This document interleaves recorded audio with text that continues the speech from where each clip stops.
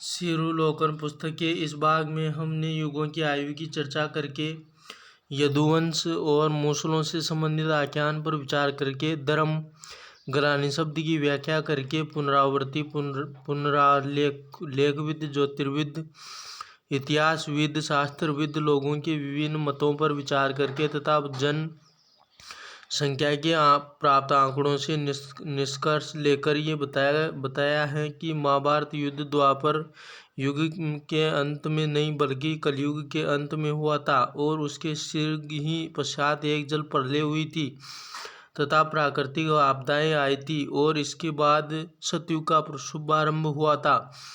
हमने अनेक युक्तियों से ये भी स्पष्ट किया है कि महाभारत ग्रंथ की रचना वर्ष ईसा पूर्व हुई थी, जबकि महाभारत युद्ध और यादव कुल का विनाश वर्ष ईसा पूर्व अर्थात आज से लगभग 4000 वर्ष पहले हुआ था। हमने ये भी बताया है कि 5000 वर्ष पहले हमने ये भी बताया है कि इस अनादि अविनाशी सृष्टि में वर्ष का एक इतिहास चक्र है जो पुनरावर्त होता रहता है। इसी संदर्भ में हमने परमपिता परमात्मा ज्योतिर्बिंदु शिव द्वारा उद्घाटित इस महत्वपूर्ण रहस्य का भी उल्लेख किया है कि अब जो एटम और हाइड्रोजन बम तथा ही मिसाइल इत्यादि बने हैं ये वही हैं वर्ष पहले वाले आयोग्य अस्त्र ब्रह्मास्त्र मूसल आदि हैं। हमने शुभ चिंतक मित्र के नाते ये सूचना भी दी है कि अब गीता युग इफाइसडी की पुनरावृत्ति हो रही है और निकट भविष्य में महाभारत प्रसिद्ध युद्ध की भी दोहराई होने वाली हैं। अब हम पुस्तक के अगले भाग में परमपिता परमात्मा शिव द्वारा प्राप्त ज्ञान दृष्टि के आधार पर श्रीमद्भागवत का सार प्रस्तुत करते हैं। भगवत गीता का सच्चा सार। यूँ तो बहुत काल ही से विद्वान अलग अलग दृष्टिकोण से श्रीमद्भगवत गीता की व्याख्या करते आए हैं या टीकाएं लिखते आए हैं। आदि शंकराचार्य, रामानुजाचार्य, माधवाचार्य, निम्बाकाचार्य, वल्लभाचार्य अथवा उनके किसी प्रमुख शिष्य ने भी गीता के श्लोकों के अर्थ लिखकर या गीता पर टीका करके अपने अपने मत की पुष्टि करने का यत्न किया है। गीता में आत्मा, परमात्मा, जगत, माया इत्यादि विषयों पर भगवान ने जो कुछ कहा है उसकी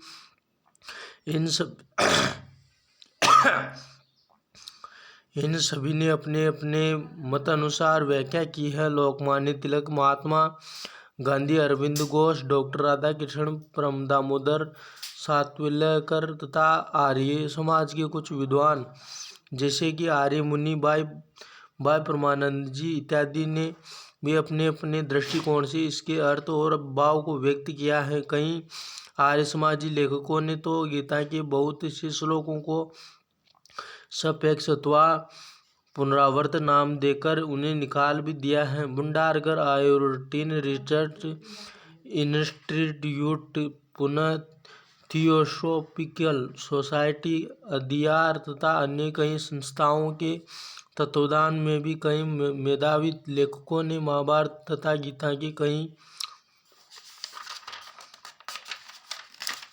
कई पाठांतरों का अध्ययन करके इसका परिमार्जित स्वरूप प्रस्तुत करने के लिए कई ग्रंथ प्रकाशित किए हैं। इस विद्वान ने तो गीता को 3 अलग अलग लेखकों की कृति मानकर गीता के श्लोकों को 3 अलग अलग भागों में छांटा है। अन्य भी बहुत से प्रतिभाशाली भारतीय तथा पाश्चात्य विद्वान ने इस पर पांडित्यपूर्ण ग्रंथ लिखे हैं। इन सभी में अपनी अपनी विशेषता। बहुत अध्ययन तथा मनन करने के बाद उन सब ग्रंथों में जो भाव व्यक्त किए गए हैं उन सबसे यहाँ दिए जा रहे हैं। गीता सार का 2 बातों में विशेष अंतर। हमारा उद्देश्य शब्दकोश, व्याकरण या निरुक्त इत्यादि को लेकर गीता की कोई टीका लिखना नहीं है। हम में तो न शब्द शास्त्र की विद्वत्ता है न ही गीता शास्त्र का पांडित्य। हमने तो सेवार्थ ही इस विषय पर लेखनी उठाई है। करुणा सिंधु ज्योतिर्बिंदु परमपिता परमात्मा शिव ने हमें जो ज्ञान रूपी अमृत अथवा संजीवनी प्रदान की है, उस द्वारा ही प्रभु प्रेमियों अथवा ज्ञान अभिलाषियों को लाभान्वित करना हमारा लक्ष्य है। इसमें हमारा अपना कुछ भी नहीं है, सब उसी प्रभु ही की देन है। हाँ, इसमें जो मूल्य हैं वे लेखक की हैं। लेखक ने प्रजापिता के संपर्क के बाद जब उस परमपिता परमात्मा द्वारा दिया हुआ ज्ञान प्राप्त किया, तब उसे जो अर्थ साक्षात्कार हुआ उसी के आधार पर तथा उसी दृष्टि से यहाँ सर्वशास्त्र शिरोमणि गीता का सार लिखा गया है। हो सकता है कि उसे लिखने में कई त्रुटियां हो, वह सब कमियां उसकी अपनी अल्पज्ञता के कारण से रह गई होगी। इस पुस्तक में एक श्लोक को लेकर उसका अर्थ नहीं किया गया, बल्कि आध्यात्म के कुछ मुख्य विषयों को ही स्पष्ट किया गया है और पद लेख में तत्व संबंधी श्लोक दिए गए हैं। इससे पाठकों को ये लाभ होगा कि वे एक विषय पर धारावाहिक रीति से गीता ज्ञान को प्राप्त कर सकेंगे। अंत में हमारा निवेदन है कि हम ये दावा नहीं करते कि गीता के किसी श्लोक का केवल वही अर्थ निकलता है जो हमने यहाँ लिया है। विद्वान ने पहले भी गीता के श्लोकों के अलग अलग अर्थ किए हैं, ये हम इस लेख के शुरू में बताए हैं। कई विद्वान ने श्लोकों के अर्थ की खींचातानी भी की है। ऐसा कई दर्शकों ने आलोचकों ने कहा है।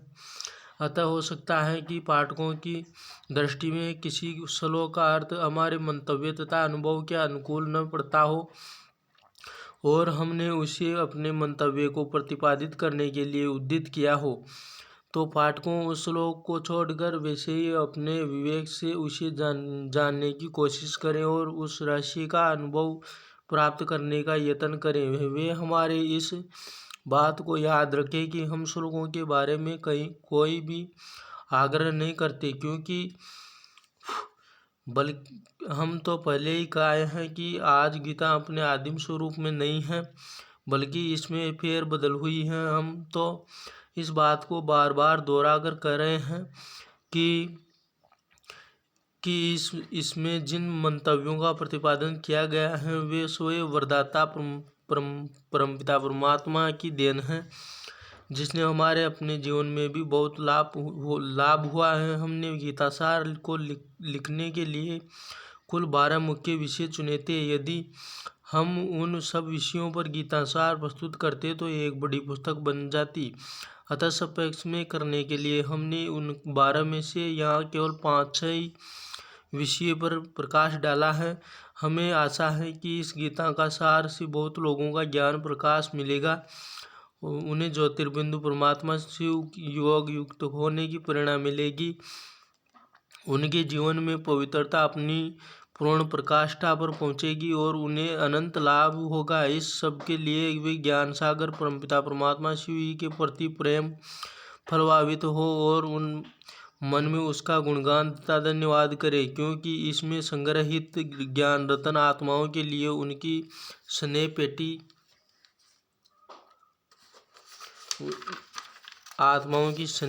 है। गीता का ज्ञान उद्देश्य अथवा प्रयोजन। आज श्रीमद् गीता भगवद गीता नाम से जो शास्त्र उपलब्ध है, यदि उसका आद्योपांत अध्ययन करें तो हम इसी निश्चय पर पहुँचेंगे कि उसका एक उद्देश्य मनुष्य को देह और आत्मा का अर्थात क्षेत्र और क्षेत्र का भेद बताकर आत्मा में स्थित करना तथा उसे परमात्मा का परिचय देकर फिर से संदेह रहित नष्ट मोह एवं समृद्धि लब्धा बनाना है।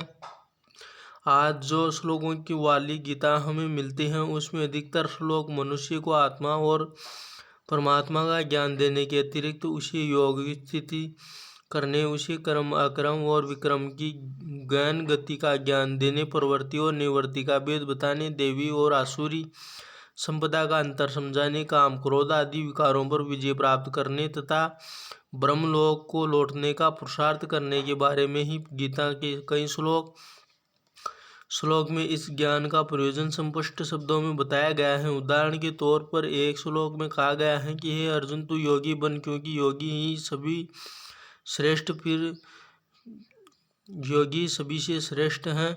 फिर गीता में ये भी बताया गया है कि योगी कैसा होता है और योग स्थिति अथवा स्थित प्रज्ञा आत्मा के क्या लक्षण होते हैं, उसमें कहा गया है कि योगी अदृष्टि होता है, उसकी सभी से मैत्री होती है, वह सबके प्रति करुणा भाव रखता है, वह निर्मोही तथा निरंकारी होता है, समाशील भी होता है तथा सुख दुख में सदा सम्मान होता है, वह सदा संतुष्ट होता है, वह न स्वयं दुख लेता है न दूसरों को दुख देता है, वह बाहर भीतर से पवित्र होता है।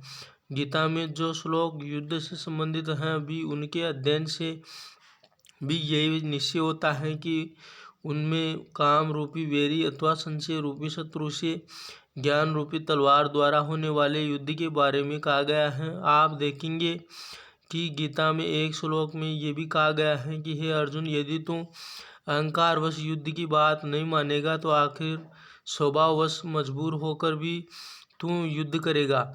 इस श्लोक को लेकर भी कई लोग कहते हैं कि भगवान ने गीता ज्ञान मोहग्रस्त हुए अर्जुन को युद्धार्थ प्रेरित करने के लिए दिया था, परंतु आप देखेंगे कि इस अध्याय में इससे पहले के श्लोक पहले के कहा है कि योगी मुझे प्रिय हैं और योगी वह है जो हिंसा नहीं करता और सभी में सम भाव रखता है और सदा शांत तथा प्रसन्न रहता है। हम इसी लेख में योगी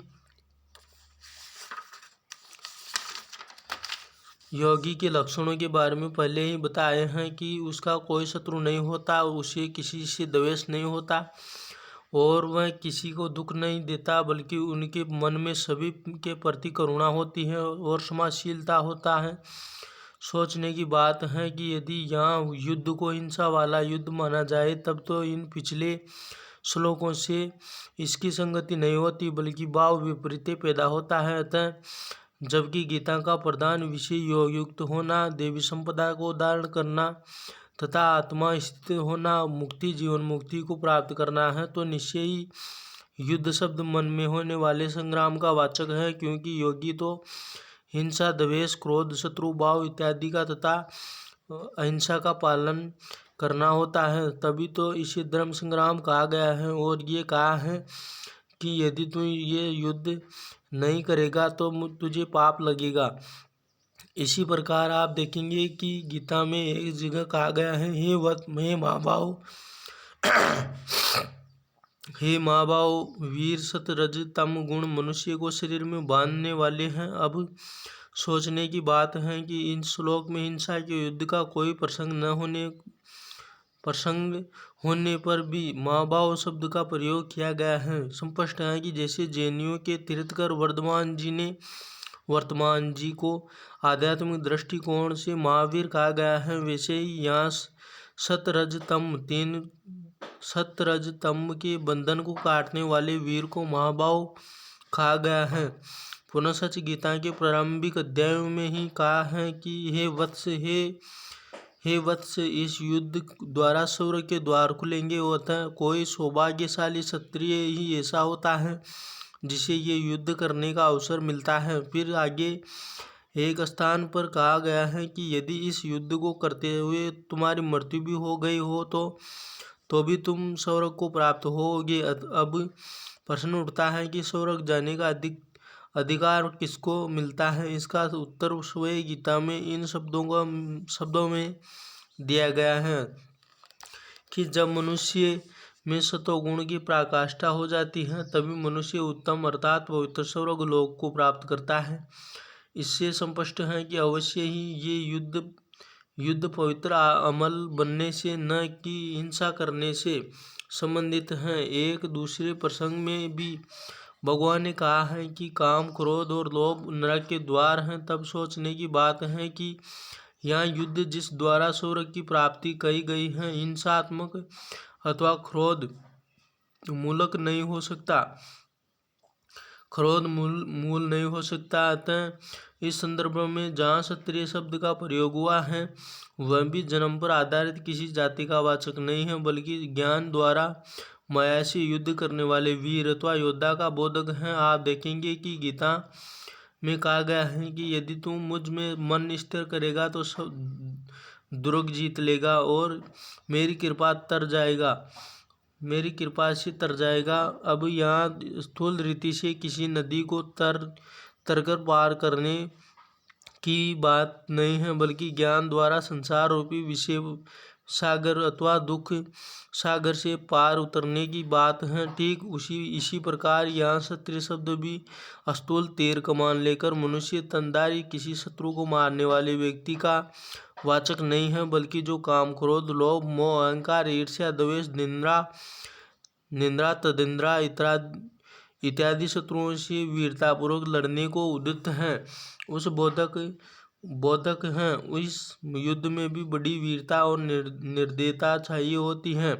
हम देखते हैं कि गीता में कितने ही श्लोक योगयुक्त अथवा स्थित प्रज्ञ मानव के लक्षणों की व्याख्या करते हैं। उनमें बताया गया है कि योगी वह है जो कर्म इंद्रियों पर विजय प्राप्त कर लेता है, इच्छा तृष्णा से उपराम हो जाता है, निंदा स्तुति हानि लाभ सफलता असफलता में एक समान रहता है, न वह किसी से वैर करता है और न किसी में आसक्ति हुई होती है,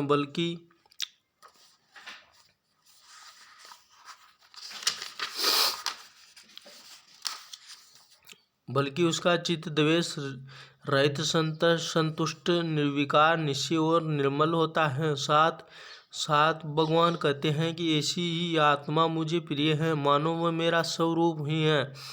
भगवान अर्जुन को संबोधित करते हुए कहते हैं कि तू मेरा प्रिय सखा है, इसलिए मैं तुझे गहन गोपनीय और उत्तम ज्ञान सुनाता हूँ। तो सोचने की बात है कि जब भगवान को योगी और ज्ञानी ही प्रिय हैं, तो उन्होंने अपने प्रिय सखा अथवा प्रिय वत्स को अपने हाथ खून से रंगने के लिए थोड़े ही कहा होगा। भगवान ने तो स्पष्ट शब्दों में कहा है कि तू हर समय मुझे याद कर और युद्ध भी कर, और तू मन तथा बुद्धि को मेरे अर्पण कर। अब सोचने की बात है कि हिंसात्मक युद्ध कोई हर क्षण अथवा सारा समय सर्वेषु कालेषु थोड़े ही होता है। हर समय तो अपने जन्मांतर के पुराने संस्कारों से दूषित विचारों से अर्थात मनोविकारों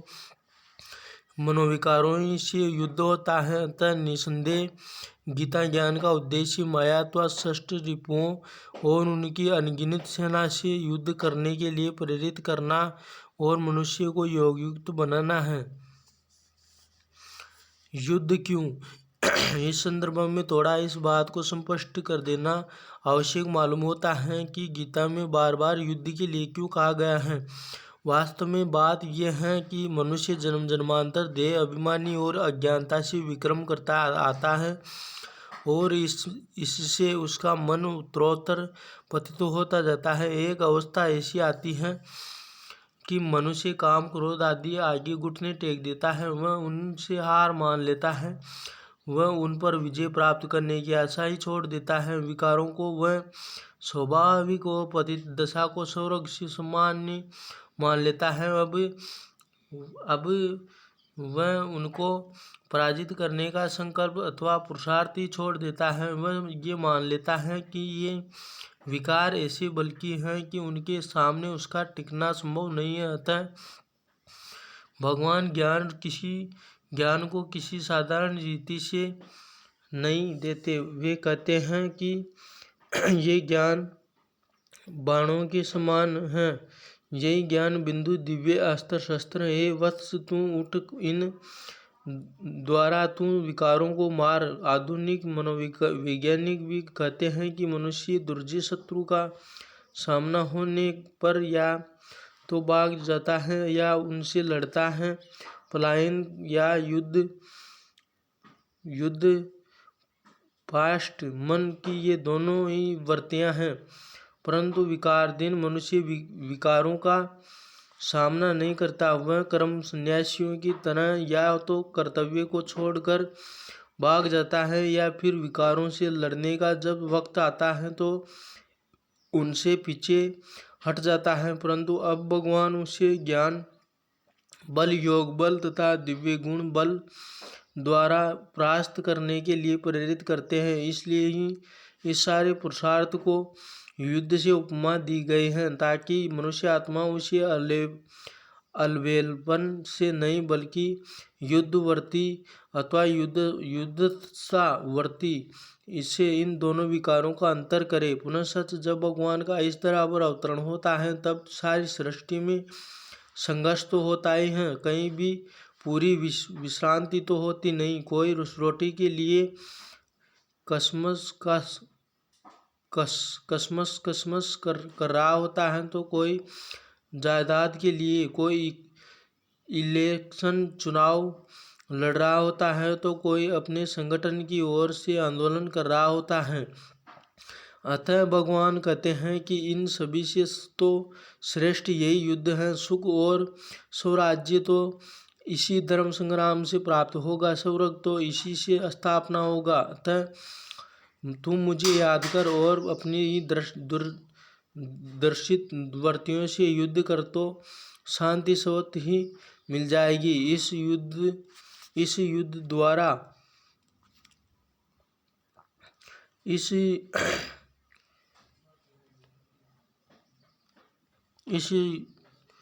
कहते हैं कि इस सभी से तो श्रेष्ठ युक्ति बहुत युद्ध हैं। सुख और भगवान कहते हैं कि सभी से तो श्रेष्ठ यही युद्ध हैं। सुख और स्वराज्य तो इसी धर्म संग्राम से प्राप्त होगा, स्वर्ग तो इसी से स्थापन होगा। अतः तू मुझे याद कर और अपनी ही दूषित वृत्तियों से युद्ध कर तो शांति स्वत ही मिल जाएगी। इस युद्ध द्वारा तू सदा के लिए दुख बंधन से छूट जाएगा।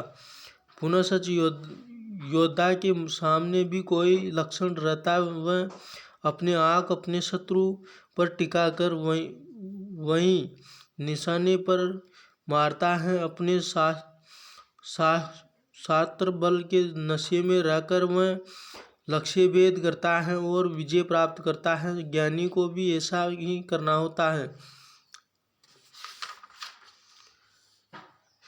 वह भी ज्ञान की जो बात सुनता है उसे एक तीर मानता है, जिसको योग द्वारा तेज करके वह किसी विकार को मारने के लिए प्रयोग करता है। ज्ञान बाण विकार रूप शत्रुओं पर विजय प्राप्त कराने के लिए ही तो है। इसलिए पवित्र बनने के पुरुषार्थ को भगवान ने युद्ध से उपमा दी है। लक्ष्य स्वरोहण, जब मनुष्य मनोविकार पर तथा कर्म इंद्रियों पर विजय प्राप्त कर लेता है तो वह क्षत्रिय से उठकर संपूर्ण ब्राह्मण बनता है और अगले जन्म में देवपद प्राप्त करता है। तब उसकी अवस्था जीवनमुक्त अवस्था होती है। तभी वह स्वर्ग के सुख और शांति को भी प्राप्त करता है। इसी रहस्य का ज्ञान प्राय लुप्त हो जाने के कारण ही महाभारत में लिखा है कि युधिष्ठिरादि पांडव हिमालय पर चढ़ते ही गल गए। अंत में एक युधिष्ठिर ही स्वर्ग में पहुँचे, से सभी भाई पहाड़ पर ही गल मरे। अब सोचने की बात है कि क्या भगवान द्वारा गीता सुनाए जाने, पांडवों को सहायता तथा मार्ग प्रदर्शन देने, धर्म की स्थापना करने आदि का यही फल हुआ? नहीं, ये स्वरोहण नहीं है। वास्तव में उत्तरोत्तर स्वयं में दिव्य गुणों को धारण करना है, योग अभ्यास करना, सूक्ष्म अति सूक्ष्म रूप में मन में बैठे हुए विकारों पर विजय प्राप्त करना है। ये सब पुरुषार्थ हिमालय जैसी ऊंची चढ़ाई चढ़ने की तरह कठिन है। इस पुरुषार्थ को करना ही स्वरोहण है। अगला टॉपिक कल।